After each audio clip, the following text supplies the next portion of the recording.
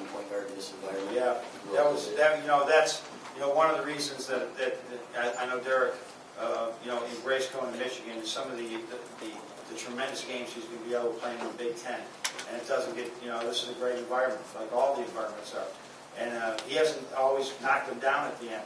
Right, he's had a couple of games where he made the end of the game a little bit nervous for us, but tonight, all of our guys down the stretch, that was big for us to finish that way. Right here with Rico. Coach, after a week like this, knocking off 3 top 10 opponents, what do you tell your team?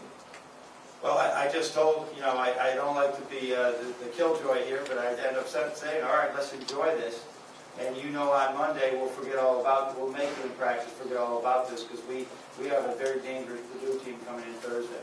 So just enjoy it, and we played 7 games. In fact, there's 11 more games to go in this league, and this is a tough league. So I don't care if we're playing Michigan State or we're playing one of our guarantee games. We just want our guys to approach each game individually, just win that game. And so we'll just go back into that approach. I guarantee we'll have 2 days of practice. We'll be like we lost this game. We'll get better. Yeah, John, how important was Karras in this game? A couple threes in the first half, but then driving the basketball and you're trying to find something else. Yeah, with the exception of our Duke game, when we've had when we've had good wins, Karras has been a major part of some of those games. He's had some moments where maybe he wasn't as good offensively, but defensively did a great thing. You chase Gary Harris around the whole night, and that's no easy task. So now he's got the ball in his hands, and he's chasing Gary.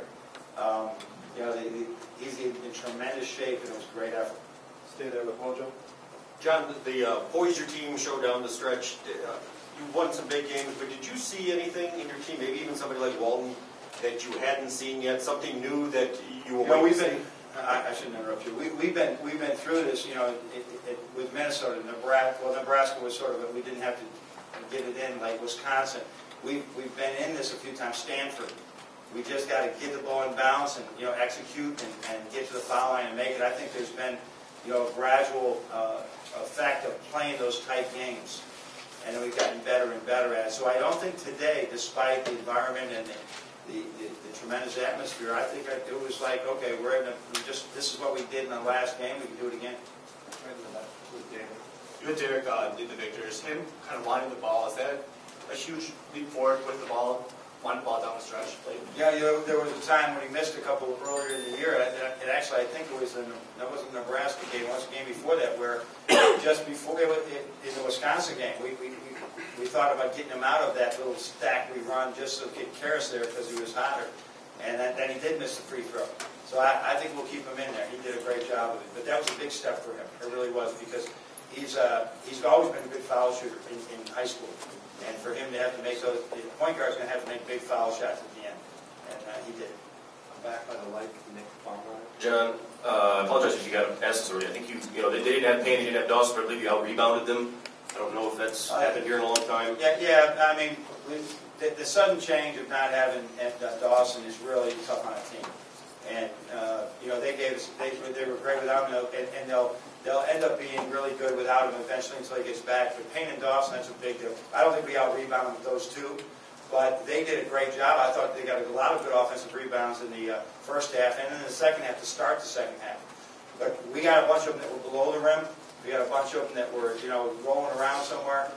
Those are the ones that will kill you as well. So, but they certainly missed that on the back. But that's a big part of the plan up here. They're going to really bang the offensive boards and score points that way. So you miss 2 guys like that. That's huge for them. So I wish them well. I hope they get well quickly, because they're really terrific players.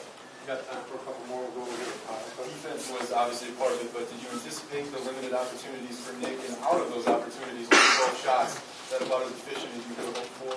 Yeah, Gary Harris, I guess I hadn't noticed it as much last year because we got beat bad up here, and Nick got knocked out of the game up there.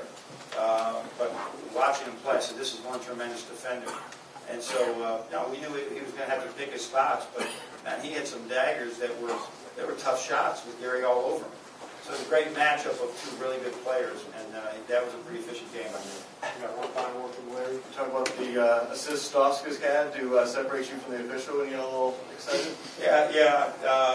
That was a good assist by him. Yeah, he was a little rough with me too. I was in control, believe it or not. I was okay, but he did make make sure that we didn't do anything there. So that's a great step in his leadership because those are report cards.